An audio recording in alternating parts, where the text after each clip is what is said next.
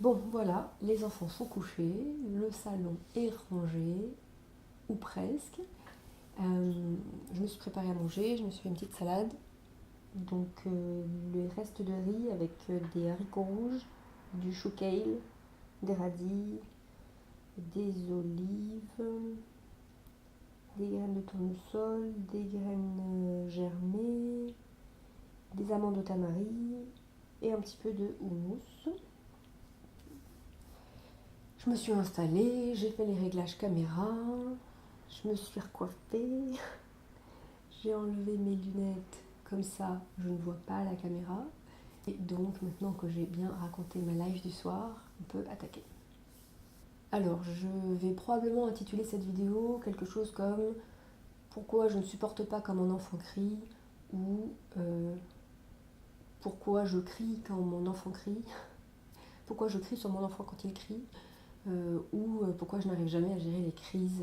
En fait, l'idée c'est d'aborder un petit peu la question de quand l'enfant exprime une émotion de manière très intense, donc en général ça va se caractérisé par des cris ou des pleurs. Plus nous on se tend, on se crispe, et plus du côté de l'enfant ça monte en tension, voire en décibels. Et j'ai envie de discuter un peu de ça ce soir, et en partageant un peu mon expérience, et puis les informations que j'ai pu glaner de ci, de là dans mes lectures. En fait, si on voit les choses dans l'autre sens, ce dont je voudrais papoter avec vous, c'est de comment on accueille les émotions de nos enfants, ou comment on ne les accueille pas.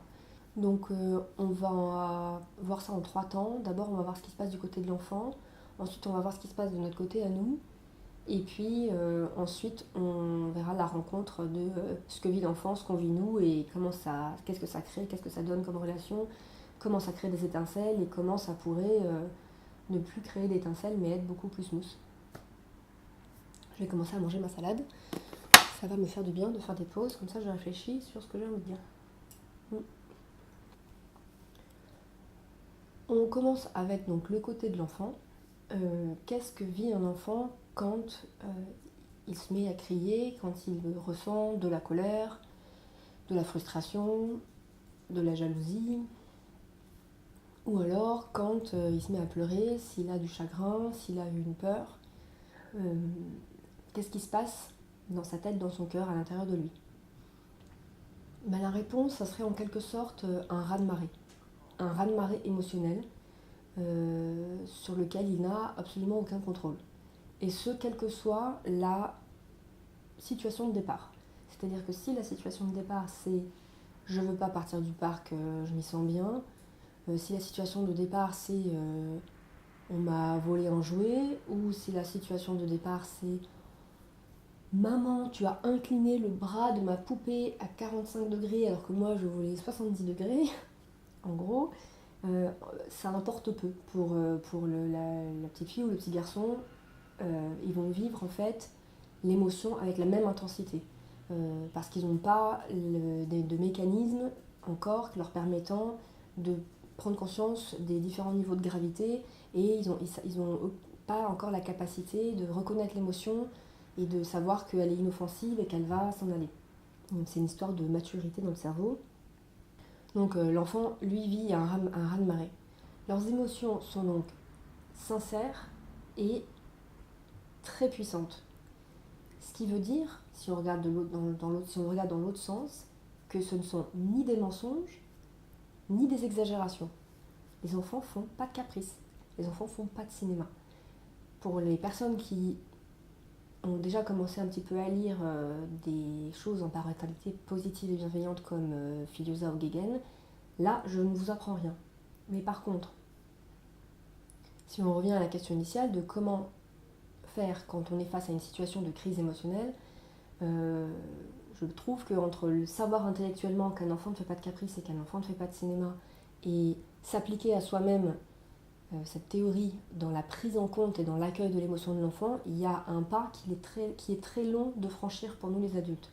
Et on va y revenir après quand on parlera de nous, mais c'est long entre le moment où on le sait et le moment où on le met vraiment en œuvre dans notre façon de regarder, d'observer, de prendre en compte notre enfant dans ce qu'il vit. Je vais manger un petit peu de salade. J'ai envie de vous raconter une petite histoire tirée de ma propre expérience avec ma fille, Talia. Elle devait avoir 2 ans à peu près. Hum, C'était un retour du parc un peu folklore. Elle monte en pression, elle se met en crise et moi je la regarde se mettre en crise et clairement son émotion ne m'intéressait pas à ce moment-là. Je voulais rentrer du parc, il faisait froid, j'étais fatiguée. Comme j'avais fait plein de lectures bienveillantes, je me suis dit bon, je vais lui faire un câlin, lui montrer que j'accueille son émotion, elle va se calmer puis on va rentrer. Je la prends dans mes bras et puis rien du tout. Rien du tout. Elle redouble de pleurs, mais non, moi ce que je veux c'est rester au parc et tout. Et puis à ce moment-là, je sais pas ce qui s'est passé dans ma tête, mais je me suis dit, bon, de toute façon on n'est pas spécialement pressé, donc je vais attendre. Je me suis arrêtée à côté d'elle et je l'ai regardée en train de pleurer et de crier. Et là, j'ai eu ce genre de petit moment là où on apprend plein de trucs en 2 secondes et demie. Je l'ai regardée vraiment, c'est-à-dire que je l'ai observée, j'ai regardé les traits de son visage, la façon dont son visage se déformait, j'ai écouté le type de son qu'elle produisait. Déjà, j'ai vu effectivement sa détresse, qu'elle était effectivement en complète détresse et qu'elle était effectivement extrêmement en colère. Et puis je l'ai regardée et à force de la regarder, forcément, j'ai ressenti vraiment une vraie empathie pour elle. Et je me suis dit, ah, elle est vraiment malheureuse et je me suis sentie malheureuse pour elle. Et à ce moment-là, j'ai vraiment eu envie de la serrer dans mes bras. Mais pas parce que c'était allez viens je te fais un câlin, vite vite qu'on passe à autre chose. Non, j'avais vraiment envie de la prendre dans mes bras pour lui dire je suis désolée que tu sois aussi triste. Ça n'allait pas changer ma décision qui était qu'on allait partir du parc. Mais j'ai compris en fait ce que ça voulait dire, accueillir l'émotion complètement. Pas oui oui je comprends, t'es en colère. Non non, vraiment. Je l'ai prise dans mes bras, je l'ai serrée dans mes bras et je lui ai dit de la manière la plus sincère possible, je suis vraiment désolée que tu sois triste comme ça, mais là on va y aller quand même. C'était intéressant et je vous raconte ça parce que ce jour-là j'ai vraiment pris conscience du fait que 95% du temps, alors que je croyais être dans l'accueil des émotions de ma fille, j'étais dans l'accueil de rien du tout. J'étais juste dans ok j'ai vu elle est en colère, j'ai envie que ça passe. Le petit conseil si je pouvais en donner un, ça serait juste face à l'émotion, ne rien faire, ne pas forcément déjà lui sauter dessus pour faire un câlin, ne pas absolument parler en compte continu, mais qu'est-ce que tu ressens, mais pourquoi, mais t'inquiète pas, mais attends quand on sera à la maison, non, non, juste rien faire, regarder son enfant et se brancher véritablement de cœur à cœur sur ce que l'enfant est en train de vivre. Déjà nous, ça nous permet de prendre un moment pour atterrir et intégrer qu'on est face à un enfant qui est en crise. Ça nous permet, on va en parler après, de notre propre petite analyse de qu'est-ce qui m'arrive à moi quand je vois mon enfant comme ça. Et puis d'être vraiment sincère dans ce qu'on va lui dire ensuite. Donc voilà, ça c'était pour la partie ce qui se passe du côté de l'enfant, la réalité intense de son vécu. Maintenant, on peut passer à une deuxième phase qui serait qu'est-ce qui se passe chez nous, les parents. Quand on se branche sur les questions de parentalité positive et bienveillante, on se branche surtout sur ce qui se passe du côté des enfants. Parce qu'on se dit, je veux essayer de le comprendre. Mais en fait, c'est très très important de comprendre d'abord ce qui se passe à l'intérieur de nous, et notamment pour notre enfant intérieur. Donc pour nous, les émotions intenses et certes sincères de nos enfants n'arrivent pas dans un contexte neutre. On n'est pas des machines. Elles arrivent dans notre journée, dans notre vie quotidienne. Elles viennent parfois au très mauvais moment, c'est-à-dire le moment où on est dans le bus, on a 15 sacs, on a bébé qui morve et on est en retard, et c'est à ce moment-là en général que la grande choisit le bon moment pour décider que en fait elle n'a pas la bonne paire de chaussettes.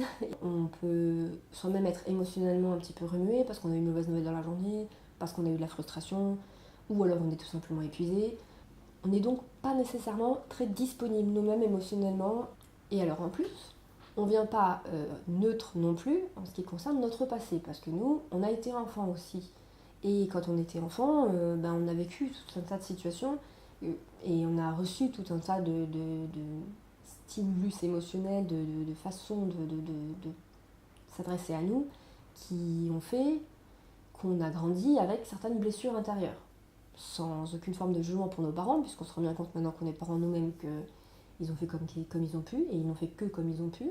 Mais dans les faits, on a vécu des choses enfants qui ont créé des petites blessures intérieures, qui font qu'il y a certaines choses qui, quand on les vit adultes, on surréagit. On surréagit parce que notre enfant intérieur à cet endroit-là, il est un petit peu blessé. Et puis, l'histoire de la maturité du cerveau, certes, nous, on est adultes, donc on a développé notre lobe préfrontal, donc on est censé être capable de réagir face à nos émotions et de les identifier, puis de les laisser partir. Sauf qu'en fait, c'est pas aussi facile et que c'est un apprentissage qui dure toute la vie et que même en tant qu'adulte, on n'est pas toujours capable d'accueillir nos émotions sereinement. On est même souvent pas très bon à ce jeu-là. Enfin, je sais pas vous, mais en tout cas pour moi, c'est pas toujours évident. Pour peu que je sois un peu fatiguée ou qu'il y ait vraiment quelque chose qui m'ait beaucoup contrarié dans la journée, un rien me met sur les nerfs. Ou que j'ai faim, parce que quand j'ai faim, donc nous voilà face à notre enfant avec tout notre bagage en fait, tout notre bagage voilà, de la journée, de toute notre vie avant, face à sa réaction, face à sa façon d'être, face à un comportement qu'il va avoir, on peut se trouver à réagir vite et fort. Une fois j'avais lu une question d'une maman qui disait mais je comprends pas, j'ai beau me dire que je voudrais réagir autrement, au moment où mon enfant fait ça, c'est un truc précis, je pète un câble. Et ça c'est intéressant parce que ça veut dire que là, il y a quelque chose qui se joue pour la mère dans c'est quelque chose que j'ai peut-être vécu quand j'étais enfant, il y a peut-être quelque chose qui est resté bloqué là, une humiliation, une peur, un vécu traumatique enfant qui fait que sans que je puisse le conscientiser, à chaque fois que mon enfant me met face à cette cette blessure que j'ai chez moi, ça repart et j'ai pas de contrôle, ça explose comme quand j'étais enfant.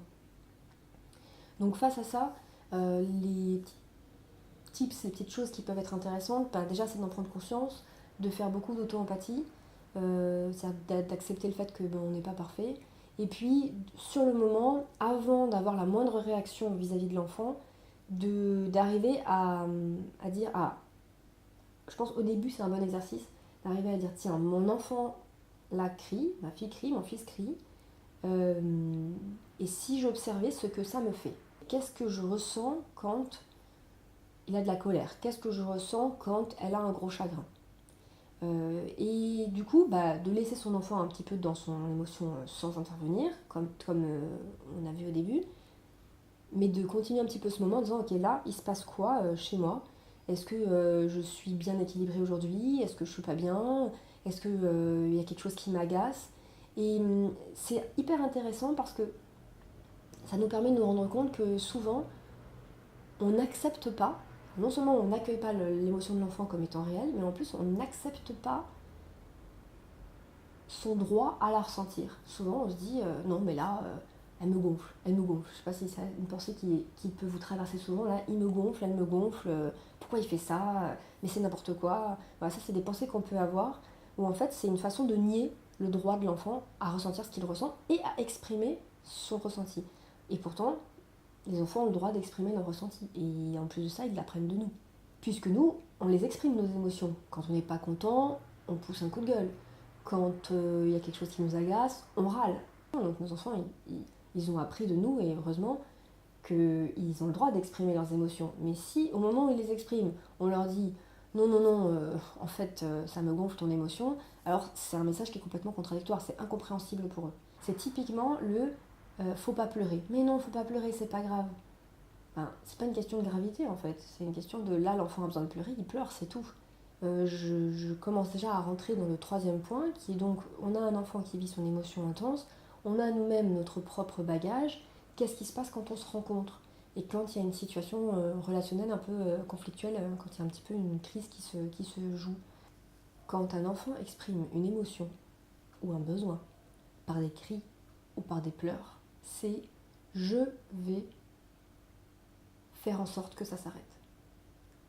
Je vais trouver une solution. Alors ça va de quelque part l'attitude la moins bienveillante possible qui va être je vais le faire taire ce gamin, donc en fait je vais le mater.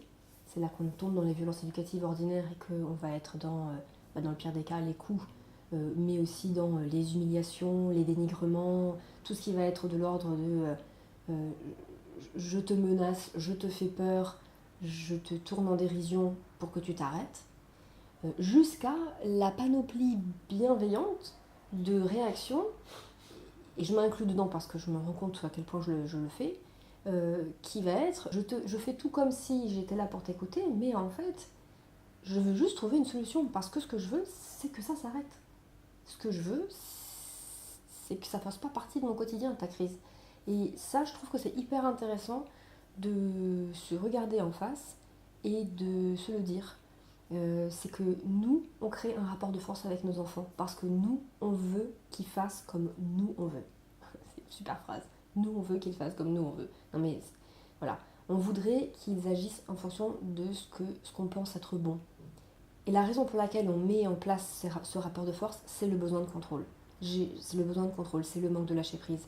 C'est je veux contrôler le comportement de mon enfant, alors qu'en fait, la seule chose qu'on peut contrôler, c'est notre propre comportement à nous. Et là, petite référence au podcast Change ma vie que je recommande à 300%, c'est Clotilde qui utilise cette petite astuce qui est je remplace la croyance de je n'arrive pas à contrôler mes enfants, je n'arrive pas à faire en sorte que mes enfants se comportent bien par la croyance de je peux contrôler mon comportement. Donc si je peux contrôler mon comportement, je peux faire en sorte que l'échange entre les enfants et moi se passe différemment. Et contrôler mon comportement, ça va pouvoir vouloir dire maîtriser ma propre réaction, la façon dont je vais répondre par exemple, mais ça peut aussi vouloir dire changer d'avis. Parce que oui, les adultes, on est capable de changer d'avis. Par exemple, là tu m'as demandé ça, j'avais dit non, mais en fait je me rends compte que mon non est injustifié. Et du coup, sur ce sujet-là, j'ai envie de raconter une petite anecdote, et c'est intéressant parce que ma fille avait 8 mois quand j'ai vécu ça, et ça m'a marqué tellement profondément que ça a eu un impact sur toutes nos relations ensuite. Et c'est aussi pour dire, c'est pas parce qu'on a qu'un bébé et pas encore un enfant que ça ne nous concerne pas. Donc on était à table, et elle était donc en pleine découverte de la nourriture. Elle voulait quelque chose, alors je me rappelle plus du détail, mais elle voulait quelque chose, elle voulait que je lui donne quelque chose à manger que je ne voulais pas lui donner. Et elle le montrait, elle exprimait vraiment avec... elle montrait qu'elle était frustrée, qu'elle voulait ça, et moi, je disais non. Mais c'était vraiment une posture, en fait. Et j'étais toute rigide en me disant, mais pourquoi elle insiste alors que je lui ai dit non, elle devrait comprendre, ça c'est pas possible, on peut pas manger tel truc. Au bout d'un moment, je me fais cette petite auto-analyse de me dire, mais pourquoi je dis non, en fait. Et je me rends compte que la raison pour laquelle je refusais était complètement...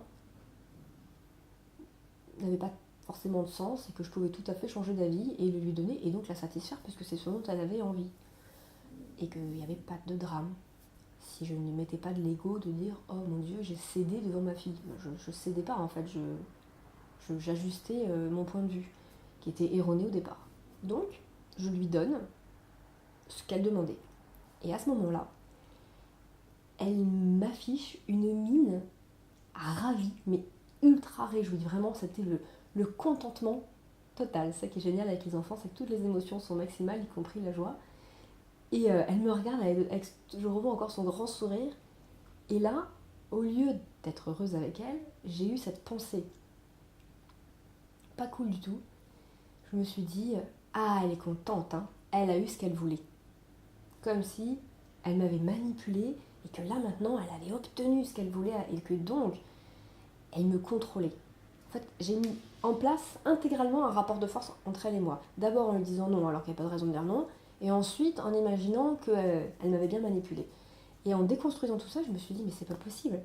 Elle t'exprime sa joie d'avoir un truc qu'elle avait envie d'avoir. Toi, tu n'y vois qu'une série de rapports de force que tu as perdus.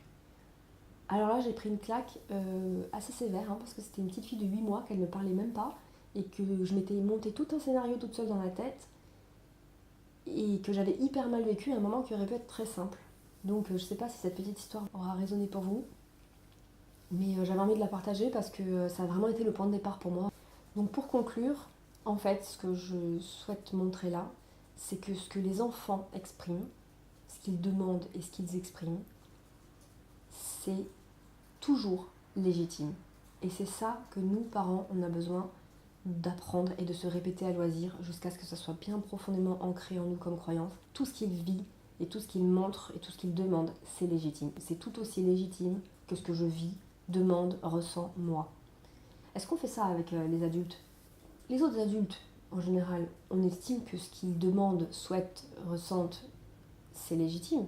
Donc quand ils disent, par exemple, Ah, moi, tu sais, j'aime pas les poivrons, est-ce que tu peux ne pas m'en mettre dans la salade? On le fait bien volontiers, on s'exécute, c'est un exemple assez connu, mais je le prends exprès parce que je trouve qu'il est très parlant. Par contre, quand notre enfant dit non, mais moi j'ai pas envie de tel ingrédient dans l'assiette, on se crispe parce qu'on considère que, encore besoin de contrôle, ah non, tu devrais manger ce que je te donne à manger. Mais ça n'a pas de sens. Si on considère que la demande de notre enfant est aussi légitime que celle d'un autre adulte, alors on lui dit, il n'y a pas de problème, mange ce qui te plaît dans ton assiette. Et alors il n'y a plus de crise au moment du repas. Voilà, c'était un petit peu ce dont j'avais envie de parler ce soir, de légitimité des émotions et des besoins des enfants, et de notre difficulté à accueillir cette légitimité et cette authenticité, et de ce travail qu'il convient qu'on fasse sur nous-mêmes pour améliorer petit à petit nos relations avec nos enfants. J'espère que ça aura résonné pour vous, que ça vous aura intéressé. Je suis super contente si vous me laissez un commentaire pour me dire ce que vous en pensez, s'il y a des situations de vie que vous avez vécues un petit peu similaires, si vous avez des questions sur le sujet, si ce format de moment papote du soir vous plaît, vous avez envie que j'en fasse d'autres. N'hésitez pas si vous avez vous-même des questions sur l'éducation que vous vous posez. Moi, je ne suis pas une experte, je suis juste une maman et je partage à la fois ce que j'ai lu, ce que je sais que je peux dire sans me tromper, et puis ce que j'ai vécu, parce que je crois que c'est toujours le plus parlant, c'est ce qu'on a vécu soi-même. Ça est rangé, bof bof, hein, avec des lentilles par terre. Alors en fait, quand on fait une aussi jolie assiette, le mieux c'est de la bouffer. Oui, je m'apprêtais. D'accord. En fait, tu fais des vidéos qui consistent à manger dans la caméra. Bon, tu me laisses. Ah, tu vas avoir beaucoup de vues, hein. Regardez-moi en train de manger ma salade. Elle est tellement bonne ma salade.